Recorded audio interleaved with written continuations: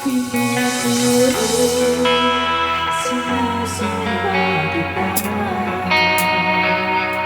berbilang Diyos at Panginoon. Tunay ngang ika'y matunay, tunay ngang ika'y nilalababago, mabuting Diyos na sa akin ay nagbabago.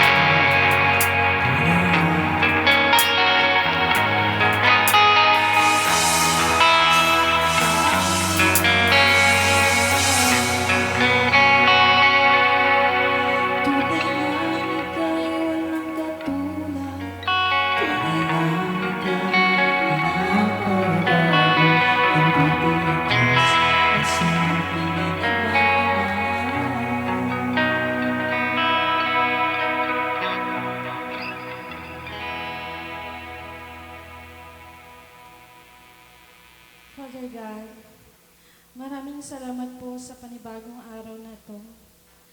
Salamat po sa pagkakataon na kami po ay nagkatipon-tipon upang magpuri at sumamba sa iyo. Lord, buong puso ko po kaming nagpapasalamat sa iyong kabutihan, pag-ibig, biyaya at katapatan sa aming buhay, Lord. Tunay nga po kayo ay dakila at hindi nagbabago, Panginoon. Humihingi po kami ng kapatawaran sa mga kasalanan na aming nagawa. Linisin niyo po sana ang aming mga puso upang kami maging karapat-dapat sa iyong presensya. Lord, inaanyayahan po namin ang iyong banal na Espiritu sa oras na ito, sa lugar po na ito. Naway kayo po ang manguna sa aming pagsamba, Lord. Panginoon, tanggalin niyo po kahit anumang distractions sa lugar na ito upang kami po ay makapag-focus lamang sa iyong kapurihan. Binibigay po namin ang buong puso at isipan namin sa oras na ito sa inyo, Panginoon. Iniaalay po namin ang bawat bahagi ng pagsamba sa araw na ito sa iyo. Naway lahat po ng awit, ng mga awitin at mga instrumento ay maging kalugod-lugod sa iyo. Panginoon, inilalapit din po namin sa iyo ang mag-i-exhort ng giving at ang aming mga ihahandog. Pagpalain mo po ang bawat isa, Panginoon. Naway gamitin mo po ang bawat isa at ang aming mahandog sa iyong gawain. At malwalhati po, mag-glorify, Lord, ng iyong pangalan. Panginoon, gabayin niyo din po sana ang mangunguna sa araw na ito sa pagbabahagi ng iyong salita. Bigyan niyo po ng wisdom ang preacher sa araw na ito, Lord, ang aming pastor, upang may bahagi ng may katapatan at gabayin niyo po siya na maiabot sa bawat isa sa araw na itong iyong salita, Panginoon. Lord, tulungan niyo po sana siyang mailapit kami sa iyo at maitaas ang iyong pangalan sa bawat salitang kanyang bibigkasin. Palakasin niyo po ang aming pananampalataya, Panginoon. Naway ang iyong mga salita ay may sa buhay po namin sa aming araw-araw na buhay. Lahat po ng ito ay aming ipinapanalangin sa ngalan ng Jesucristo, aming Panginoon at tagapagligtas. Amen.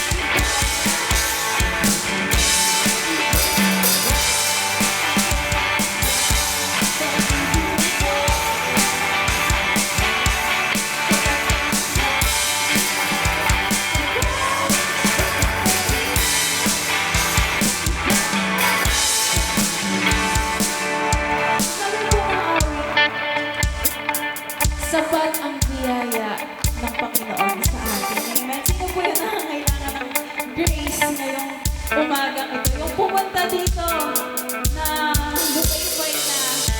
Amen. Alam niyo po ba kung bakit inaalaw ng Lord na masagat tayo? So that we will know, we will experience that His grace is sufficient for you.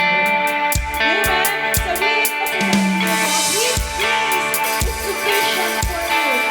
Sapat ang biyaya sa bawat sandali. Hindi ka nakalimutan ng Diyos.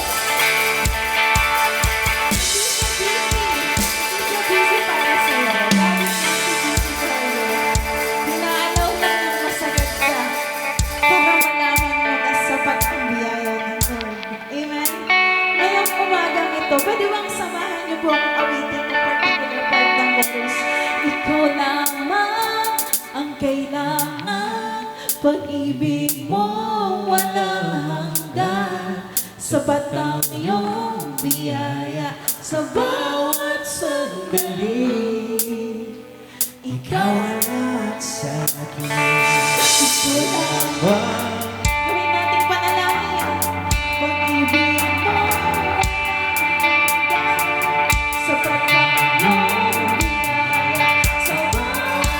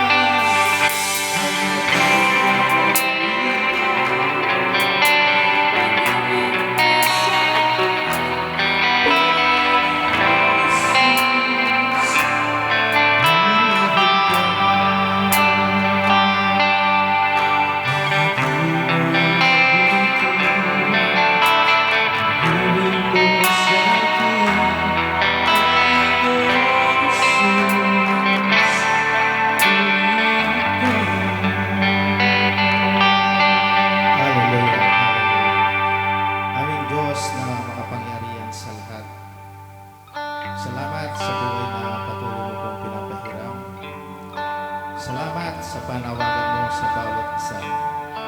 Salamat, O Diyos, Ikaw ang tumawag at pumili sa amin. Maging sino man kami man ang nakaraan namin. Sa sandaling ang tao ay tumugon sa iyong panawagan. Sabi ng iyong salita, subalit ang lahat ng nanalig at nananampalataya sa Kanya ay binigyan niya ng karapatang maging anak ng Diyos. Salamat po, Ama, sa iyong salita na nagbibigay ng assurance na sino man po ang tumanggap sa iyong nanalig, tinuturing mo itong anak.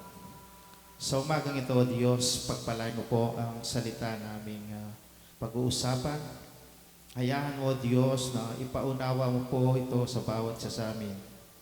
Bigyan kami ng isang maliwalang na kaisipan, isang pusong bukas na handang tumanggap sa iyong salita. At paniniwalaan namin, Ama, na sa umagang ito, muli kang kikilos sa pangalan ng Panginoong Yesus.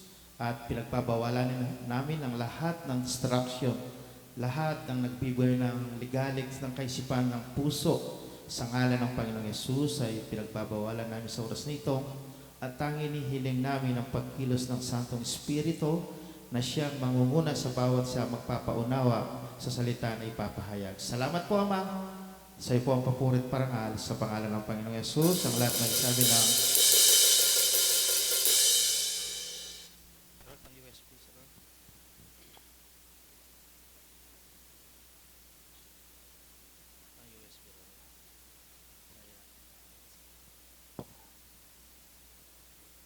Praise the Lord.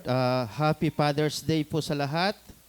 Sabihin mo, Happy Father's Day sa katabi mong tatay.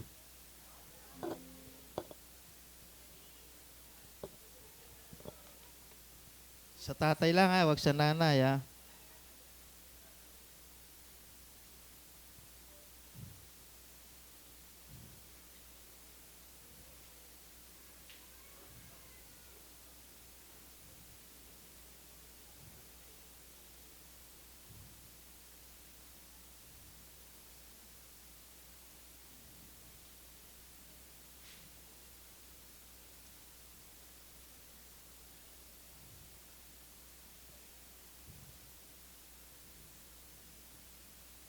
So today po ay sineselebrate natin ng Father's Day.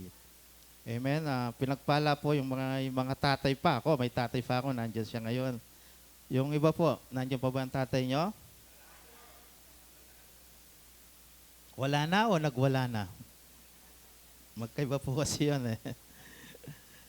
So sa umaga pong ito mga kapatid, ang pag-usapan po natin ay ang tungkol sa Father. Subalit, ang pinakatema po ng pag-uusapan natin yung our relationship sa ating Father na nasa langit. Amen po?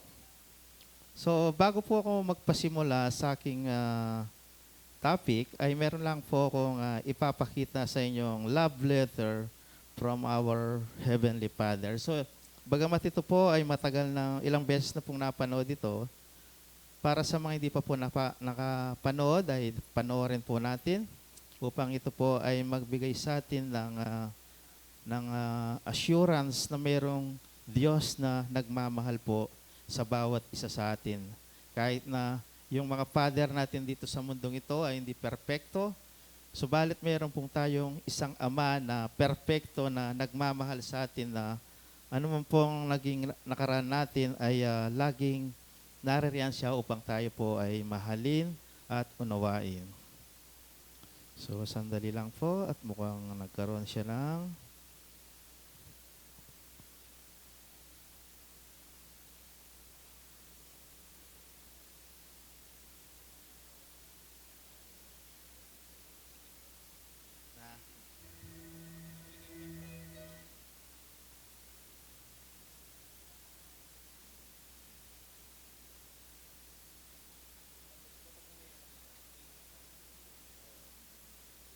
Okay, this is a summarize po ng Bible, Father's love letter sa ating lahat.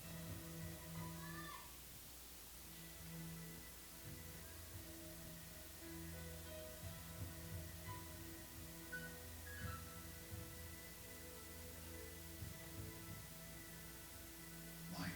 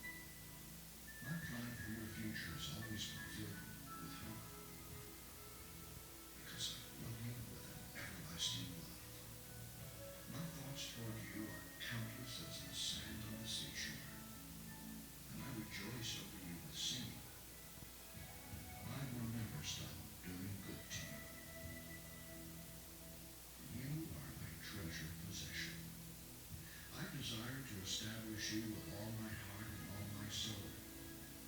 And I want to show you great and marvelous things.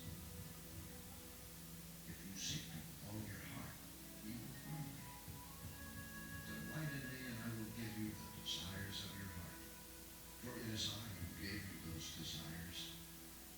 I am able to do more for you than you could possibly imagine. For I am your greatest encourager. I am also the Father who comforts you in all your troubles. When you are brokenhearted, I am close to you. As a shepherd carries a lamb, I have carried you close to my heart. One day, I will wipe away every tear from your eyes, and I'll take away all the pain you have suffered on this earth. I am your Father, and I love you even as I love my Son Jesus. For in Jesus my love for you is revealed. He is the exact representation of my being. He came to demonstrate that I am for you, not against you, and to tell you that I am not counting your sins. Jesus died so that you and I could be reconciled. His death was the ultimate expression of my love for you. I gave up everything that I loved that I might gain your love. If you receive the gift of my Son Jesus, you receive me. And nothing will ever separate you from my love again. Come home and I'll throw the biggest party heaven has ever seen. I've always been Father, and will always be Father. My question is, will you be my child? I am waiting for you. Love, your dad, Almighty God. Praise the Lord. So, dito po ay sa ating pinakitang video ay pinapakita po kung anong klaseng Father na meron tayo sa langit. Amen? So, sa umaga pong ito, mga kapatid, ito po ang ating pag-uusapan, yung relasyon natin sa ating Diyos Ama. God is a loving Father who desire a relationship with His children. Ang ating Diyos Ama po ay nagde-desire siya ng isang personal na relasyon sa bawat isa po sa atin na kanyang mga tinawag at pinili. Kaya po, sa umaga pong ito, tayo po'y makinig upang maunawaan po natin kung ano po ba yung klaseng pag-ibig na iniaalok ng Diyos sa bawat isa sa atin. Since na Father's Day po ngayon, kung ilalarawan mo yung tatay mo dito sa lupa, paano mo siya ilalarawan sa isang salita? So, iba-iba po siguro yung paglalarawan natin sa ating mga tatay, di po ba? So, bakit tayo yung magsalita? Hindi nyo ba kayang ilarawan lang yung tatay? So, gira.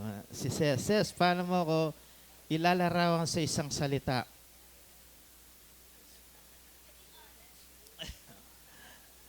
Alifedi.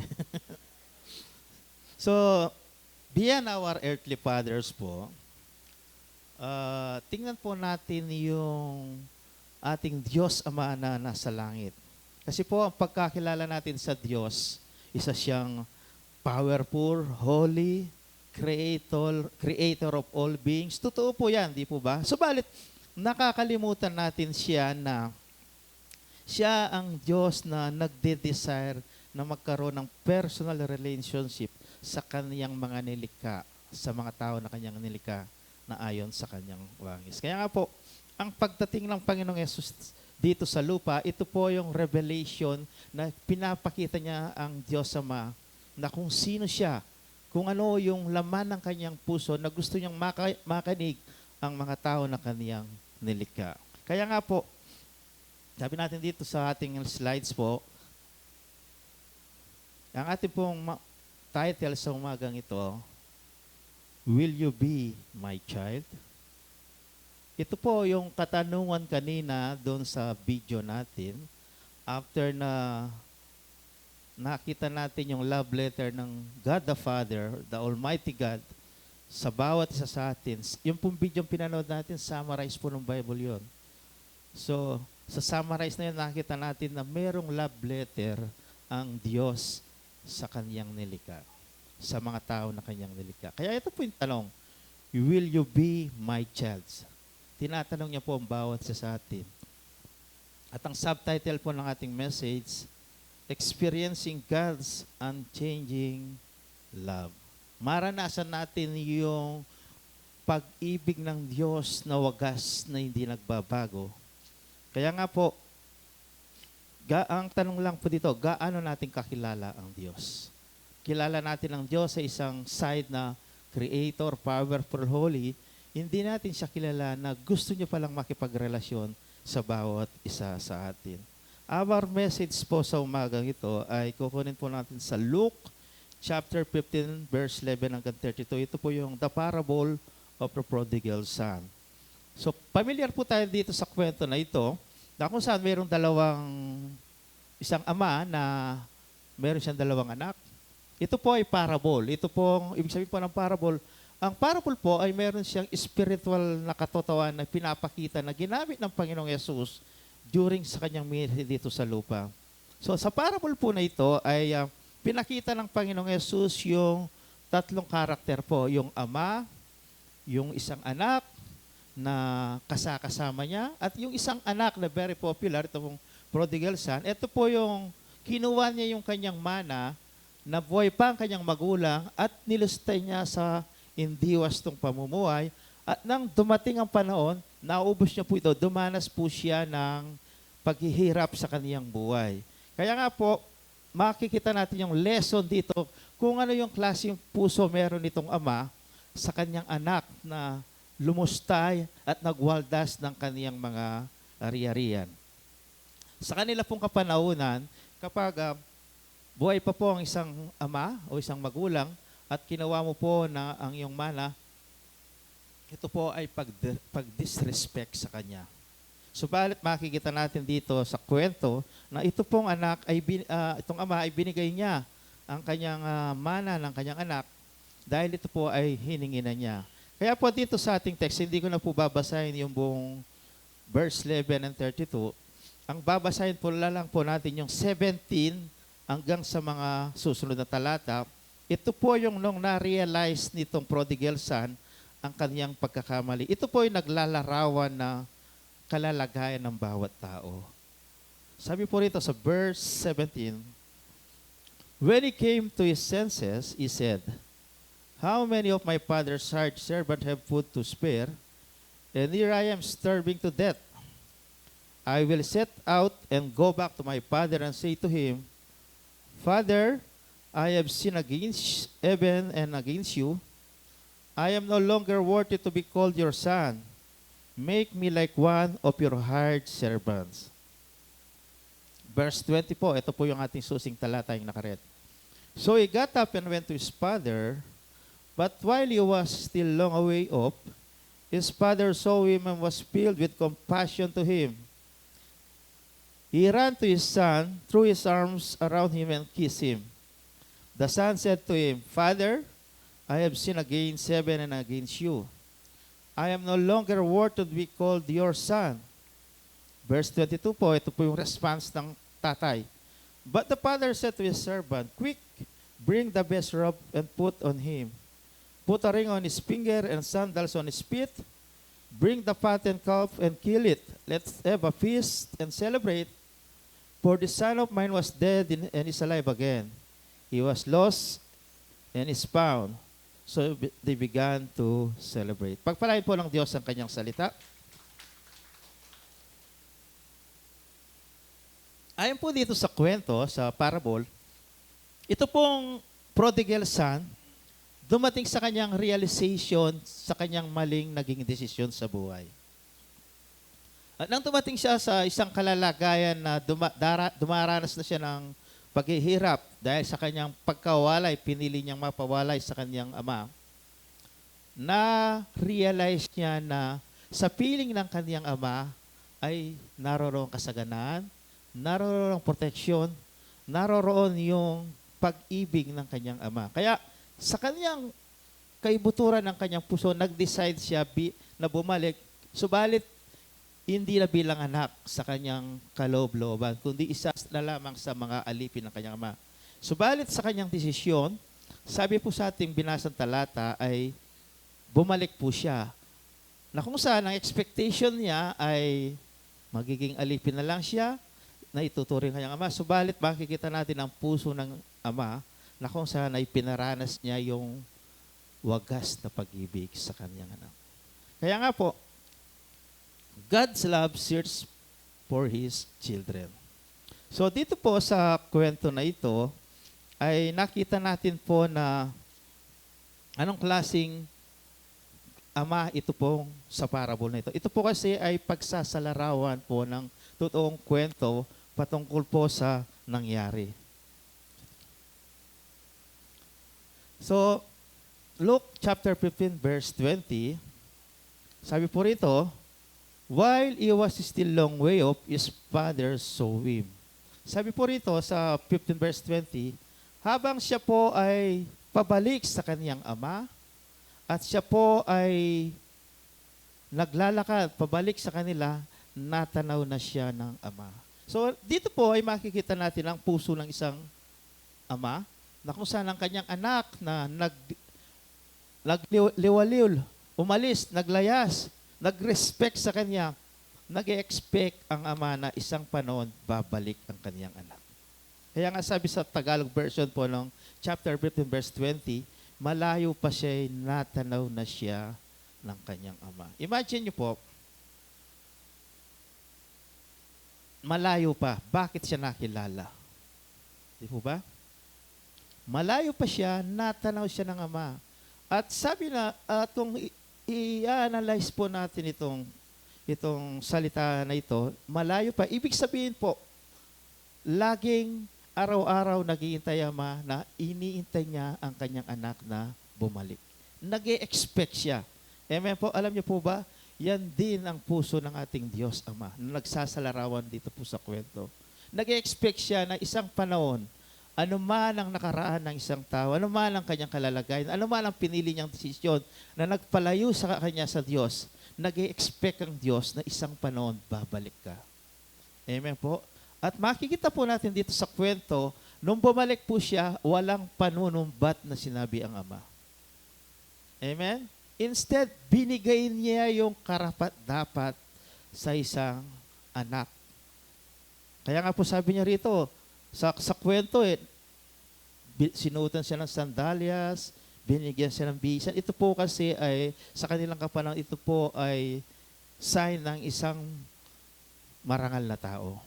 Binalik niya yung karangalan. Hindi niya sinumbatan, binalik niya yung karangalan. Ipinadama ng Panginoon, sabi dito, God is not distant from us. Ang Diyos po ay hindi kailanman lumayo sa atin.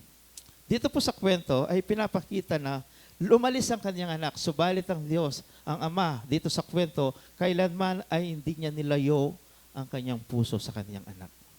Amen po? Kaya imagine po na gano'n ang kalagayan. Kumisa po kasi kapag ang tao ay nasa kasalanan, nagkamali ng maling desisyon, ay naroon yung nahihiya siyang bumalik, nahihiya siyang ma-expose ang kanyang mga ginawa. Subalit, pinapakita po dito sa kwento sa ating pinag-aaralan na ang Diyos, ano man ang nakaraan mo, welcome na welcome sa Kanya. Amen? Dito po sa ating binasang teksto, sa verse 20 po, malayo pa siya natanaw na siya ng kanyang ama at nang pagkakita nila, nang sabi, niyakap siya ng kaniyang ama. Amen po? God notices when we are hurting. Alam ng Diyos ang pinagdaanan ng kanyang anak dito sa kwento. Alam niya yung hirap na kanyang dinanas dahil sa kanyang maling desisyon na ginawa. Ganyan din po sa buhay natin. Sa bawat isa po, mayroon tayong mga maling desisyon na ginawa sa buhay. May mga kasalanan na hinayahan natin na sa ating buhay ay mag-penetrate tayo, mapalayo tayo sa Diyos. Tandaan mo po, alam po ng Diyos ang lahat ng yan. Alam ng Diyos ang pinagdadaanan mo. Alam ng Diyos yung hirap. Alam ng Diyos ang mga struggle mo. Subalit ipinapaunawa ng Diyos, naririto ako, andang dumamay sa iyo. Amen po? God desires us to come home to Him. Yun po ang desire ng Panginoon. Bumalik tayo sa Kanya. Amen? Lahat po ng bagay dito sa mundo ay pansamantala. Subalit ang Diyos ay magpasawalang hanggan. Ano man ang pinagdadaanan mo sa buhay, kapag ang buhay mo inilagak mo sa Diyos, mararanasan mo na ikaw ay hinahanap ng Diyos at nagsasabing, halika, bumalik ka, mag-usap tayo. Amen po? Pangalawa po, God's love accepts us with grace. Dito pa rin po sa verse 20, sabi niya rito, He ran to His Son, embrace Him, and kiss Him. Sa kanilang kultura po, ito po ay klase sa kanila po kasing kultura, unusual po yung father ay tumakbo. But dahil sa dakilang pag-ibig nitong ama, yung kahihiyan na ini-expect na dala nitong kanyang anak, hindi niya po tinignan. Instead, tinignan niya yung pagbabalik ng kanyang anak. Amen po? So, di po ba, kapag ang isang bata ay, nung maliliit pa po tayo, kapag may miyalong ka, maburak ka, at magbalik ka kang namo, siguro mang kandot ka na mga palo ya. Amen? So dito po, makikita natin, yes, nakikita ng magulang yung putik mo, yung ano man ang ginawa mo, subalit mas nananaig ang kanyang pag-ibig. Amen? Kasi po yung dumi, pwedeng linisin, subalit ang pag-ibig po ay mangingibabaw pa rin sa isang magulang. God loves say, you can come back. Pwede kang bumalik sa Panginoon anytime. Amen po? Kaya nga po sabi nila sa isang kasabihan na habang may buhay, may pag-asa. Amen po? Kaya nga po yung dalawang kasabay ng Panginoong Yesus sa pinako sa krus. On the last minute ng kanyang buhay, nakapanumbalik sa Diyos. Amen? Yung grace po kasi ng Lord ay napakasagana. Pero tayo naman, wag mo lang ngayon mapako ka pa sa krus para bumalik sa Diyos. May mga sitwasyon na pinagdadaanan ka ngayon, alam po ng Diyos yan. Amen? Yan ay sign na bumalik ka sa Kanya. Amen po. Alam niyo po, kapag ikaw ay bumalik sa Diyos, sinasabi, you can come back anytime. Minsan, hindi naman tinatanggal ng Diyos yung sitwasyon yung problema. Pero, binibigyan ka niya ng kalakasan upang ito yung mapagtagumpayan. Amen? Sa bawat problema, sa bawat pagsubok nating pinagdadaanan, mayroong lesson na tinuturo ang Panginoon. Amen? Lagi, pwede niya itong gamitin upang patuloy siyang magpakilala sa iyo na naririto ako, hindi ako against you, kundi ako'y para sa iyo. God loves say, I will receive you. So makikita po natin dito yung sa prodigal son ay yung pagtanggap ng isang ama sa kanyang anak. Sabi dito, i-embrace him and kiss him. Ito po yung klase sa kanilang kultura, ito po yung klase ng expression ng pagtanggap at pag-ibig sa kanyang mag-anak. Dito po ay makikita natin na grabe po talaga yung pag-ibig ng ama sa kanyang anak. The same din po. Grabe po ang pag-ibig ng Diyos. Huwag nating hayaan na makilala natin ang Diyos sa isang side lamang na banal, manlilikha, makapangyarihan, nagbibigay. Kilalanin natin ang Diyos ay nagmamahal at gusto niyang magkaroon ng isang personal na relasyon sa iyo. Amen po? Kaya nga po, sa pananalangin, namimit po natin ang Diyos. Naroroon ang pagtugon ng Diyos.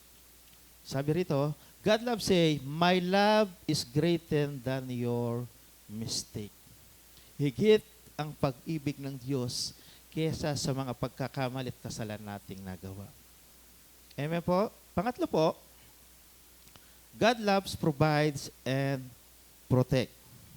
So, makikita po natin sa Matthew chapter 6 verse 31 hanggang 32, sabi rito, your heavenly Father knows that you need them. Ito po yung sa Lord's Prayer. So, sinasabi po rito, alam ng Diyos ang lahat ng ating pangangailangan. Kung sa oras na ito, ang kapatid, kayang i-provide sa iyo ng Panginoon, dumaranas ka ba ng panghihina sa lahat ng area ng buhay mo? Kawalan ng pag-asa? Dumaranas ka ba ng panghihina, physical at spiritual? Tandaan po natin, God provides strength when we are weak. Sa panahon na pinanghihinaan ka na, ayaw mo nang mabuhay dahil sa problema, dahil sa mga pagsubok, gusto ko sabihin sa iyo, ang Diyos kaya nang mag-provide at mag-protect sa iyo anuman ang sitwasyon mo sa oras na ito. Amen? The question lang dito ay, sabi ng Panginoon, will you be my child? Tinatanong kanya, gusto mo bang maging anak kita? The choice is yours. Amen po. God provides comfort when we are broken. Lahat po tayo ay dumaraan ng pagkawasak sa iba't ibang area ng buhay. Sa relasyon, sa pangangailangan, sa lahat po ng area, ang Diyos po ay nagbibigay siya ng comfort. Amen? Kagaya po ng binanggit ko kanina, hindi ka inaalis ng Diyos sa isang sitwasyon, kundi tinuturuan ka niya, binibigyan ka niya ng lakas upang ito'y iyong mapagtagumpayan. Palakpakan naman natin ang Lord. Kapag tayo po'y nawawala sa mga bagay-bagay na ating pinili, nawawala tayo sa ating mga pangarap na nagmamadali tayo, nawawala tayo sa mga sitwasyon na akala natin makakabuti sa atin. Remember po, God provides direction when we are lost.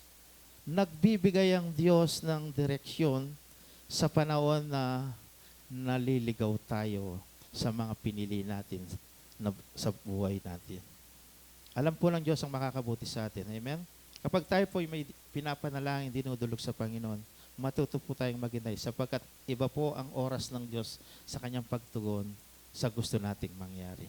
Laging ang tugon ng Diyos ay angkop, tama sa bawat sitwasyon at sa bawat pagkakataon. God provides hope when we are discouraged. Sino po yung nakakaranas ng discouragement sa oras na ito? Ngumiti na lamang, huwag nang magtaas ng kamay. O konti lang. Minsan, di ba kapag na-overcome ka ng mga discouragement, iyong pag-asa ay unti-unting nawawala. Remember po mga kapatid, ang ating Diyos Ama na nasa langit, na sabi sa Matthew 6:31-32, alam ng Diyos ang ating pangangailangan. Ang sinasabing pangangailangan dito, hindi lamang po pangangailangang material, kundi pangangailangan sa lahat ng area, sa relasyon, sa pinansyal, sa trabaho, sa kalusugan. Alam po ng Diyos yan. Amen? Kaya nga, God will give you hope kapag kaway dumaras ng discouragement. Binibigyan ka ng direksyon sa mga panahon na nawawala ka na sa tamang daan na inihanda niya para sa iyo. Binibigyan ka niya ng comfort sa sandaling ikaw ay broken. Last week po ay mayroong nangyari sa ating mga kapatid at nakita po natin doon yung grabe po yung kanilang discouragement. Subalit, nariyan ang grace ng Lord na binigyan sila ng comfort, binigyan sila ng hope sapagkat may mga kapatid na nananalangin para sa kanila. Amen? Sa sandali po kasing ikaw ay, sige po, palakpakan natin Lord. Lahat naman po ng tao ay dumaranas ng pagsubok. Tama? Iba't ibang klase lang. Mayroong big, medium, small. Parang may Excel, parang t-shirt lang yan eh. Hindi po ba? Kung minsan ang gusto mo, medium lang, pero Excel ang dumating. Paano yan? Ipalatiming malan. Hindi po. Sa mga panahon na tila baga mas malaki pa yung problema sa iyo, lumapit ka sa Diyos. Amen? Lumapit ka sa Diyos. Bibigyan ka niya ng strength. Bibigyan ka niya ng comfort. Bibigyan ka niya ng direksyon at bibigyan ka niya ng pag-asa. So, pangapat po, ang pag-ibig ng Diyos, God's love sacrifice for His children. Very evident na po yan sa klase ng pag-ibig na ipinakita ng Diyos Ama sa kanyang mga nilikha. Sabi sa John 3:16, very popular verse, for God so loved the world that He gave His one and only Son. Ibinigay niya ang kanyang kaisa-isang anak upang ikaw at ako ay makapanumbalik sa Kanya. Hindi sinabi ng Lord na, I love you. Hindi niya lang sinabing, mahal kita. Sabi po rito, God did not only speak about love, it demonstrate love. Amen? Ipinakita niya ang pag-ibig. Hindi niya sinabing, mahal ko kayo. Hindi po. Ipinakita niya ang pag-ibig. I-demonstrate sa mga nagtatrabaho na nagbebenta ng iba't ibang machine para mapatunayan mo na maganda itong produkto mo na binebenta, kailangan mong i-demonstrate para maniwala. Kaya nga po ang Panginoon, ating Diyos Ama, hindi niya sinabing mahal kita, kundi i-demonstrate niya. Ipinakita niya. Amen? Father's greatest love is shown through sacrifice. Nariyan ang nagbigay siya ng oras. Nang ibigay ng Panginoon, dumating ang Panginoong Yesus, nakita natin na nagbigay siya ng oras sa mga tao na kung saan ay nawawalan ng pag-asa, dumaranas ng kalungkutan, dumaranas ng iba't ibang pang-aalipin sa mga kasalanan, naroon nagbigay ng oras ang Panginoon.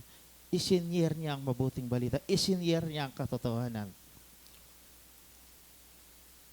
Father, greatest love is shown through sacrifice by giving protection. Naririyan ang proteksyon ng Diyos sa mga taong sa Kanya'y nagtitiwala, sa mga taong sa Kanya'y nananalig at nananampalataya. Higit sa lahat, ang Diyos ay nagbibigay siya ng guidance. Ano pong ibig sabihin ng guidance? Minsan po kasi ang tao ay hindi niya alam kung ano ang kanyang gagawin. Kuminsan, may mga desisyon tayo na, eto na, gagawin ko na. Subalit kapag ito po ay dinulog mo sa Panginoon, nagbibigay siya ng tamang guidance kung kailan, papaano mo gagawin ang isang bagay.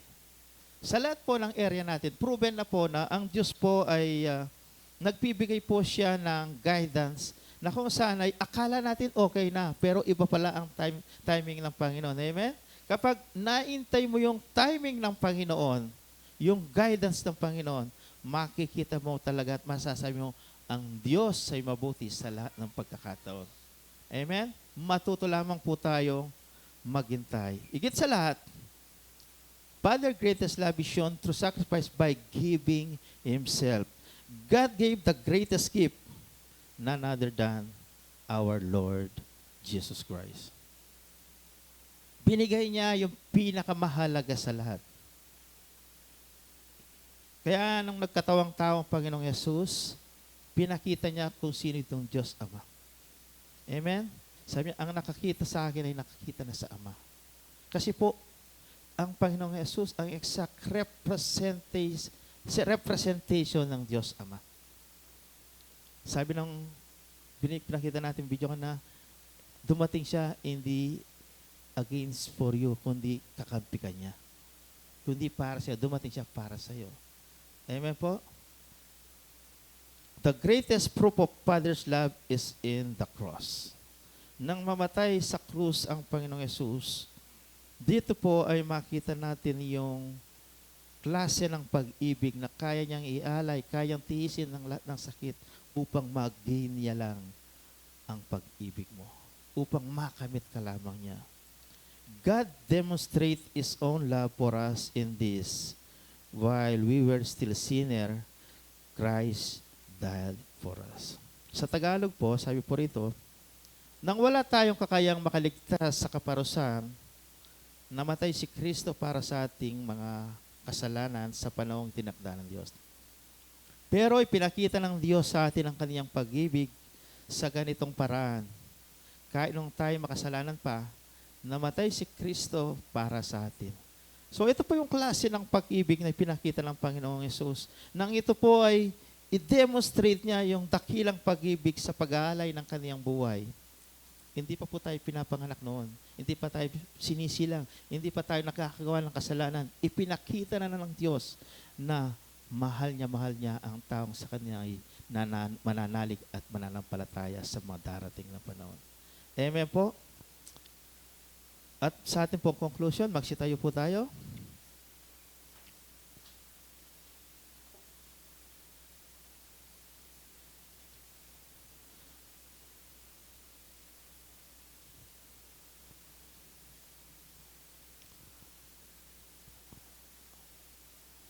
Mayroon pong isang ilustrasyon po. Di po ba kapag ang inadapt ang isang bata, yung identity ng bata ay nagbabago. Halimbawa, yung nag-adapt sa kanya ay mayaman at isang marangal na pamilya. Ang umadapt sa kanya ay nagiging ganon din siya. Amen? Kung mayaman, marangal, nagiging ganon din siya. Kaya nga po, yung nakaraan ng bata ay wala na. Ano man ang kanyang nakaraan. Ang importante, yung kalalagayan niya ngayon dahil doon sa nag-adapt sa kanya. Ang tanong lamang po dito ay, the question is not only, do we know about God? Kundi, ang tanong po ay, do we know the Father's heart? Alam ba natin yung laman ng puso ng Diyos toward sa atin? Yes, alam natin siya ay Diyos na makapangyarihan. Subalit, alam ba natin anong klaseng puso na meron siya na kung saan ay binibigay niya sa inaalok niya sa iyo?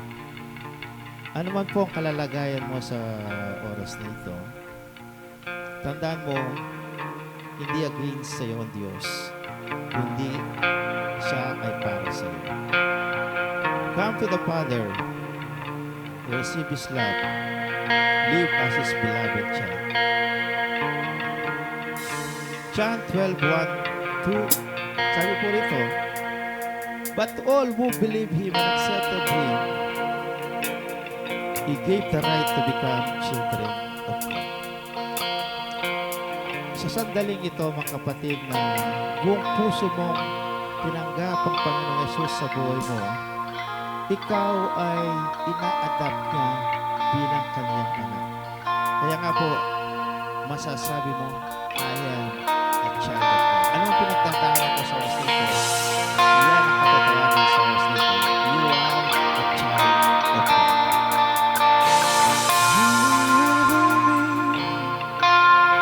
With a melody, we sing.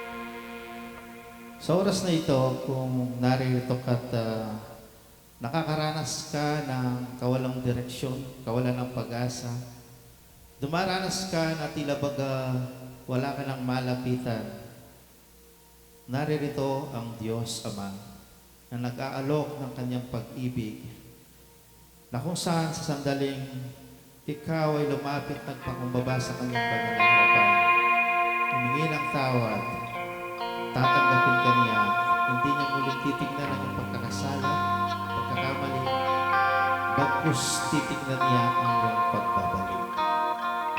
At naniniwala tayo na dalawang kamay tayong tatanggapin ng Diyos at yayaman. Aming Diyos na makapangyarihan sa lahat.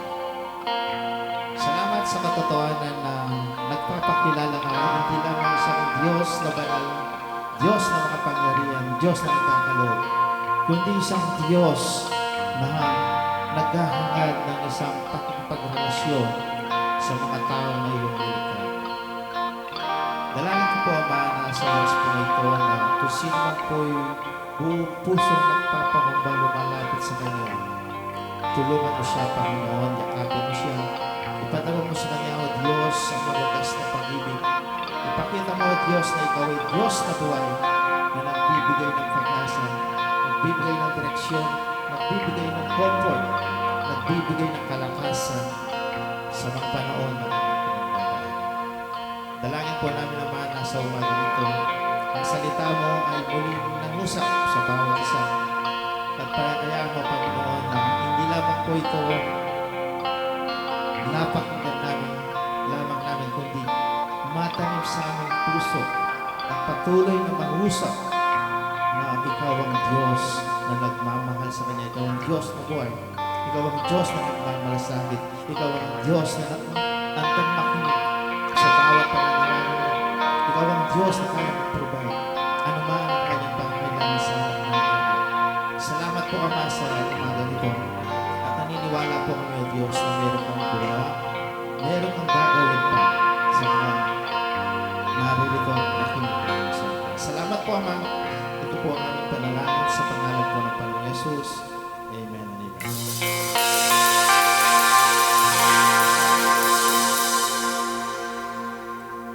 Tunay nga pong wagas at walang katumbas ang pag-ibig ng Lord sa atin. Let us all declare and claim that we are children of God. Hindi po tayo magiging exempted sa mga challenges at struggles kahit na may relasyon na tayo kay Lord. Pero one thing is for sure po, at currently nararamdaman at nararanasan po namin na hindi tayo papabayaan ng Panginoon. Meron po tayong masusumpungan. Lagi po siyang nagpo-protect, nagpo-provide, at nagmamahal sa bawat isa. Amen? So, dumako naman po tayo ngayon sa ating exhortation of giving. Tinatawagan ko po si Brother Herol.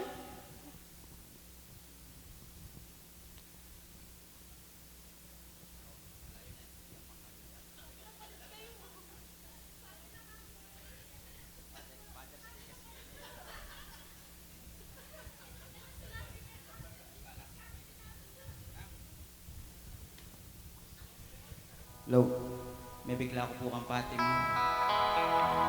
Huli pong Father's Day. Sulat niya ka po kami. Hallelujah po.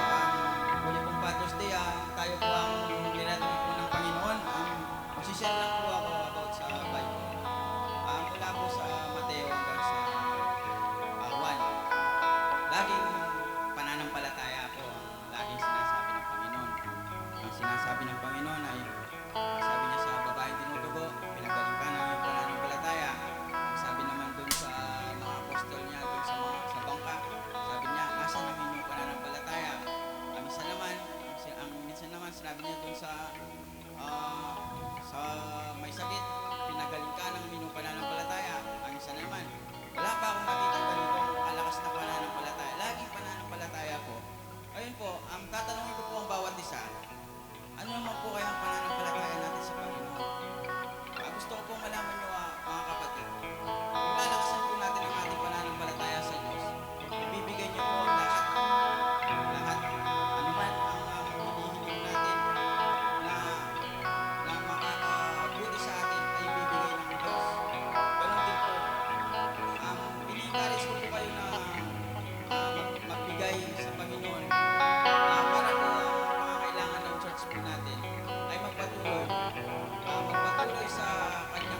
ang mabuti po ang Diyos. Lagi ko pong sasabihan niya kayo, ako po, dyan daranas kung minsan kapagitihan at hirap. Pero ang Diyos, kaya po magbayo. Lagi na ako pong didenan na blessing para milabas ko kailangan ko. Sabihan ko lagi ang ating milabas at magtagumpeta mo na kaya betayong Diyos. So itamongan po kayo, mayaman tangan po, mamyetangan po kayo Diyos, para po kayo, ibuong puso, alang-alinlangan, at magtiwala tam, at manampalataya tamo, nadatang po yung aldo, masukliyan ng Lord kaya katamong kaya kanaganapong tamong buri, na makabuti po kaya katam. Tara po, mamyeta po kayo Diyos.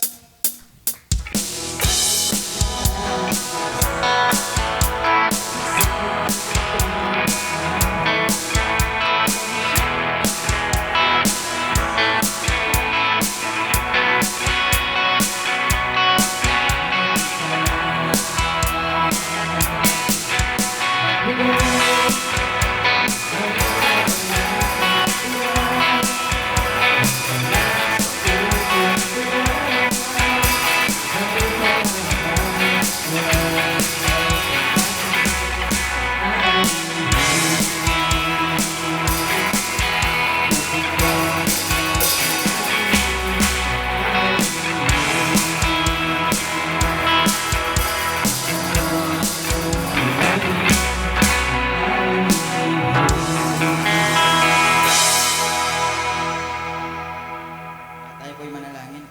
Hallelujah. Lord, salamat po sa araw na ito, Panginoon, dininggin nyo ang aming panalangin, ang aming handog, Lord God, na gabayan nyo po kami, Panginoon. Ikaw na po ang bahala sa mga aming handog.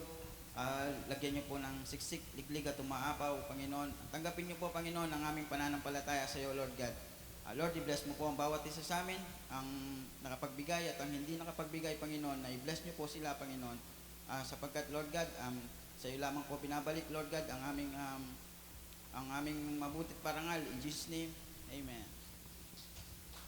Amen. Ayan.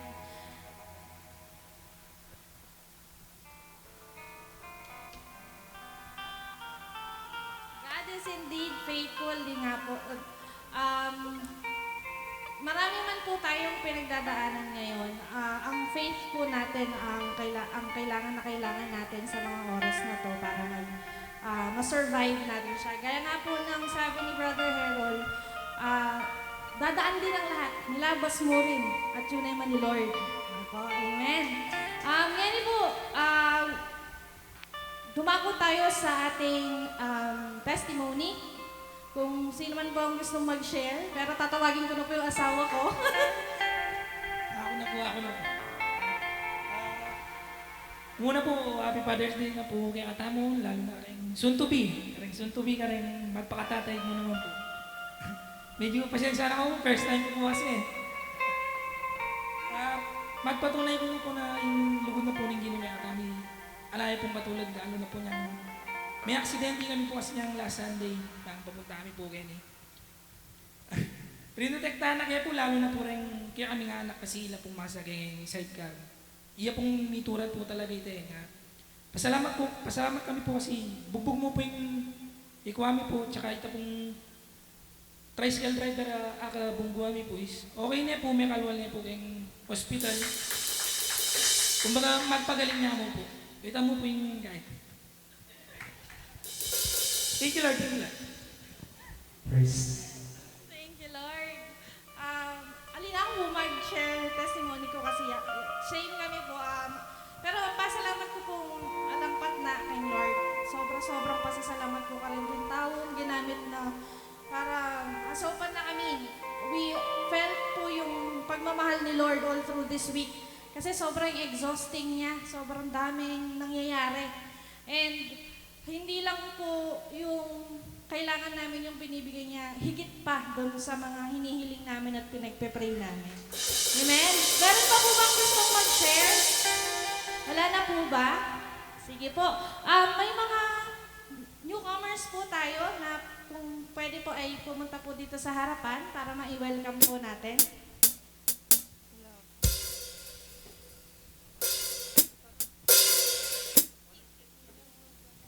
Sige po, punta po tayo dito sa harap.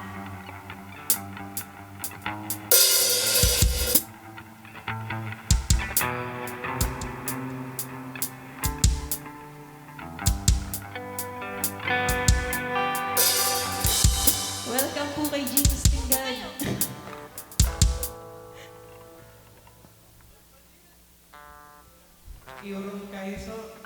Ang audio ba yun? Urong yun. Hello,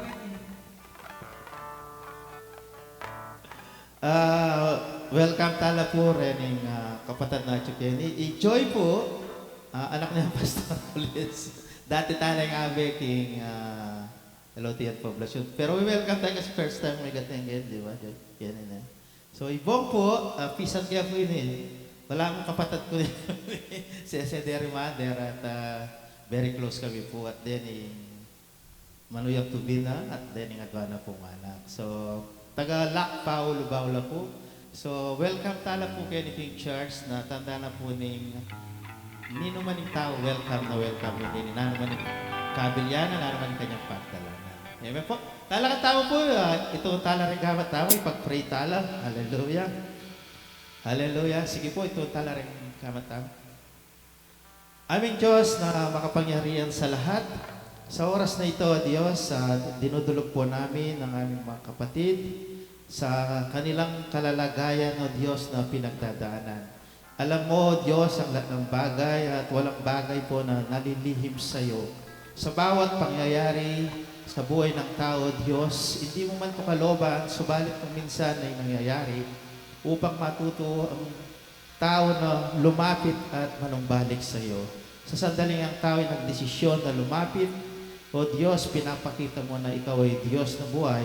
Dalawang kamay mo silang tinatanggap at iyayakap at pinapadama mo, O Diyos, ang pagmamahal na hindi kayang ibigay ng sino man sa tao ito na tanging ikaw lamang ang makakapagbigay. Dalangin ko po, Ama, na bigyan mo sila ng kapayapaan na nanggagaling sa iyo. Bigyan mo sila ng kaliwanagan ng puso at isipan sa kanilang sitwasyon na pinagdadaanan. At anuman po, Lord, ang problema ang kanilang pinagdadaanan, tulungan mo sila, Lord. Ipakita mo po na ikaw ay Diyos na buhay, na nagkakarinig ng bawat panalangin na ikaw ay nagmamalasakit sa kanila at sa iyo ay walang bagay na imposible. Ganon din po, Lord, si Joy. I-bless mo po siya, Panginoon, sa lahat ng area ng kanyang buhay. At patuloy, O Diyos, na gamitin mo ang buong pamilyang Pastor Pulis upang maglingkod din sa iyo. Panginoon, sa oras na ito, I declare salvation, salvation kay Bong, sa kanyang mga anak. At naniniwala kami, O Diyos, na sa umagang ito, meron kang ginagawa at gagawin pa sa kanilang buhay. Salamat po, Ama, sa iyong parangal. In Jesus' name, amen. Sige po, lapit ang tala.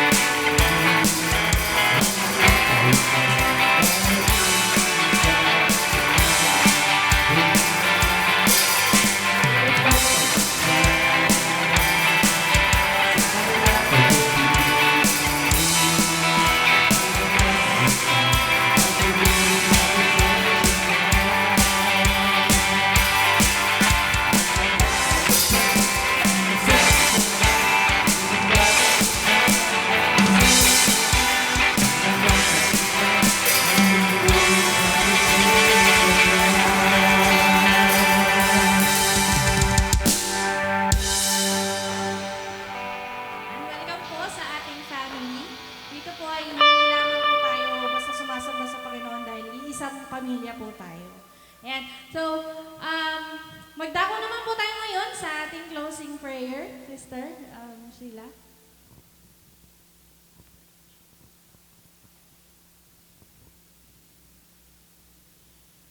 Maraming salamat po sa umagang ito. At nakapunta tayo dito ng at walang sagabal. Lord, pinasasalamatan ko po yung nanunugtog, tsaka yung nag-MC, nag-exaltation of giving.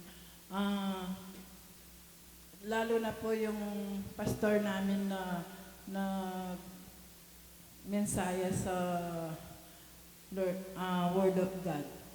Lord, sa umaga pong ito, Lord, sana po tumimo sa ating puso mm, yung mensahe ni Pastor, Lord, at maging pag-ibig po sa atin ang lahat-lahat, Lord. Lord, sana po ang naganda sa pagkain namin, pagsasaluhan ngayong umaga, Lord, bigyan mo po sana ng blessing ng marami. At sa pag-uwi namin, Lord, makauwi sana po kaming safe and sound, Lord. Salamat po, Lord. Sa iyo ko lang binibigay ang pinakamataas na papuri at marangal. In Jesus' name, Amen.